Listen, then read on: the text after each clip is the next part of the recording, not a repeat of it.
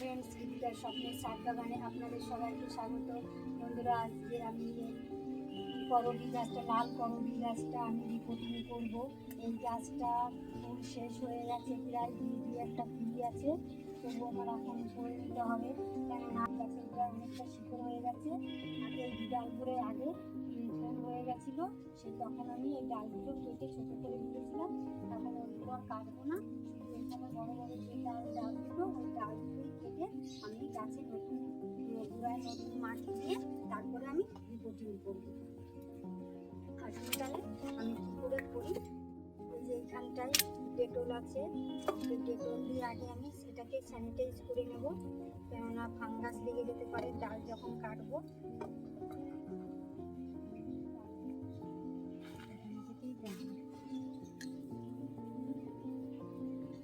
এগুলো কেটে দেবো। দেখুন এখানে কুড়ি ছিল, তবুও আমি কেটে দিলাম, কারণ এই সময়টাই নভেম্বর থেকে ফেব্রুয়ারি মাস পর্যন্ত যে কোনো টাইমে কাটলে হবে, কিন্তু এখন ডিসেম্বর মাস চলে শেষের দিকে, তাই আমি কেটে নেব ডালটা।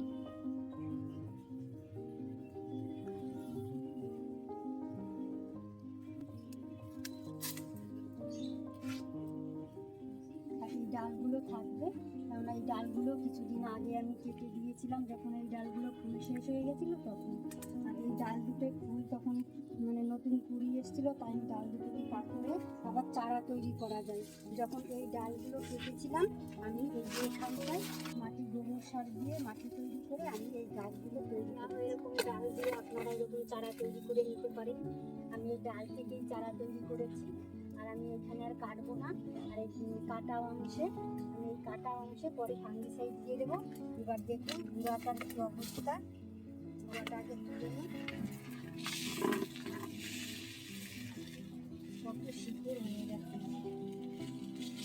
নিচের থেকে বালি দিয়েছিলাম, নিচের লেয়ারটায় বালিটা বের করে নেব। এটাই আবার বালিটাই আবার নিচে দিয়ে দেবো। আমি সাইড করে রেখেছিলাম, ওগুলো আমি এবার কেটে কাটাই ছাটাই করে তারপরে নতুন মাটি, এই যে এখানে গোবর সার আর মাটি দিয়ে পুরোনো টবের মাটি আর গোবর সার দিয়ে তৈরি করে রেখেছি। এটাই আমি আবার যখন এই শিকড়টা কাটা হয়ে যাবে, তখন আমি নতুন মাটিতে আবার টবটার মধ্যে প্রতিষ্ঠা করে দেবো। আসুন তাহলে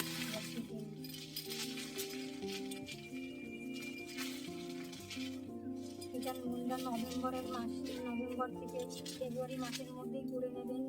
ডিসেম্বর মাসে করে নিতে পারলে সব থেকে ভালো। এইভাবে করে নিলে তাহলে নতুন করে আবার অনেক কুড়ি পাওয়া যাবে, ফুল হবে। কেননা টবের মাটিতে অল্প মাটির মধ্যে সীমাবদ্ধ থাকে গাছ, প্রত্যেক বছরই আমাদের এইভাবে শিকড় কাটাই ছাটাই করে নতুন মাটি দিয়ে আবার আমাদের প্রতিস্থাপন করতে হবে। গাছটা যখন শিকড়গুলো কাটতে হবে, একটু সাবধানে কাটতে হবে, যাতে শিকড়গুলো কাটা না পড়ে। আর শিকড় কাটা পড়লেও দিলে তাহলে অতটা অসুবিধা হবে না, কেননা গাছটা যে আঘাত পায়, যেটা সল দিলে সেই আঘাতটা তাহলে পায় না গাছে।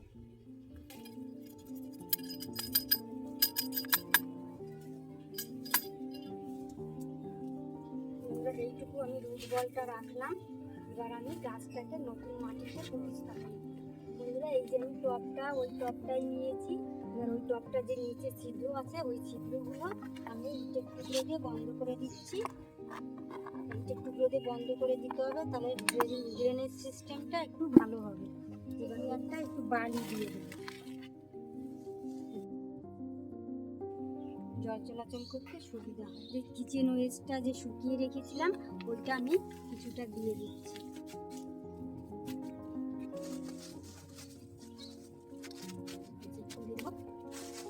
এটা দিলে তাহলে ড্রেনেজ সিস্টেমটা ভালো থাকবে, এবং নিচের উপরে যখন মাটিটা দেবো, এই মাটিটা যখন দেবো তখন আর নিচে দিয়ে তাহলে আর বেরিয়ে আসবে না। পরে শুকনো কিচেন ওয়েস্টটা দেওয়ার পরে মাটি দিয়ে দেবো।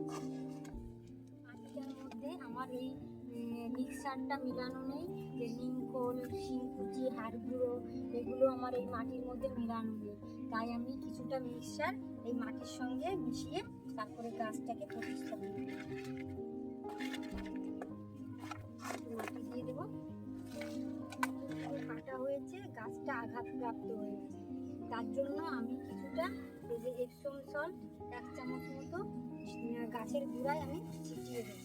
ছিটিয়ে দিলে কি হবে, এই যে আঘাতপ্রাপ্ত হয়েছে, তাহলে এটা এপসম সল্টটা দিলে তাহলে আর গাছটা আঘাতপ্রাপ্ত হবে।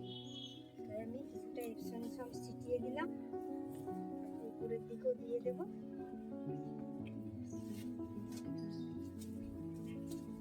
চেপে চেপে দিয়ে মাটি দিয়ে দেবো।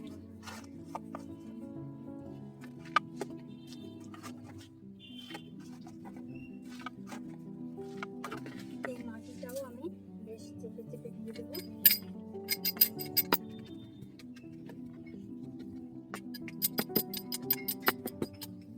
বন্ধুরা, এইটার মধ্যে আমার সর্ষের খোলটা নিয়ে দেওয়া, আর সর্ষের খোলটা দিইনি, তাই আমার এই গাছে যখন পাতা ছাড়তে শুরু করবে তখন আমি সর্ষের খোলটা পাতলা করে, যে 10 দিন ভেজানো থাকে ওটা পাতলা করে জল করে আমি তখন গাছে দিয়ে দেবো।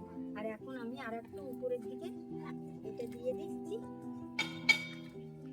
মিক্সারটা দিয়ে দিচ্ছি।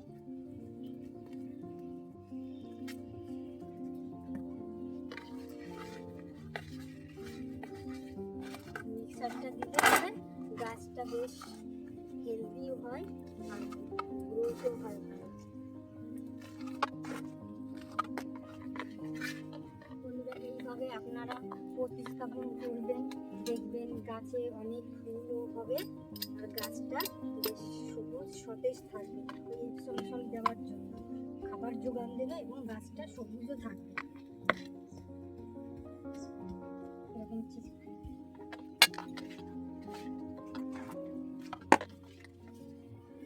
এই কাটা অংশে আমি একটু ফাঙ্গিসাইড দিয়ে দিচ্ছি। বন্ধুরা, আপনাদের কাছে যদি ফাঙ্গিসাইড না থাকে তাহলে কাঁচা গুঁড়ো হলুদ জলে গুলিয়ে আপনারা এটা দিয়ে দিতে পারেন, তাহলে ফাঙ্গাস লাগবে না আর গাছটা শুকিয়েও যাবে না। আর এই ডালগুলো আমি কাটিনি, কারণ কিছুদিন আগে আমি কেটেছিলাম, এখন এইগুলোতে পরে কুড়িয়ে চলে আসবে, আমি ওই জন্য ওইটা কাটলাম না। আমার এইটুকুই আজ ভিডিও ছিল। যে সকল বন্ধুরা দেখলেন তাদের অসংখ্য ধন্যবাদ। আর এই ভিডিওটি যদি আপনাদের ভালো লাগে তাহলে লাইক কমেন্ট শেয়ার করবেন, আর ফেসবুকে যদি দেখে থাকেন ফলো করবেন, আর ইউটিউবে দেখে থাকলে আপনারা সাবস্ক্রাইব করবেন।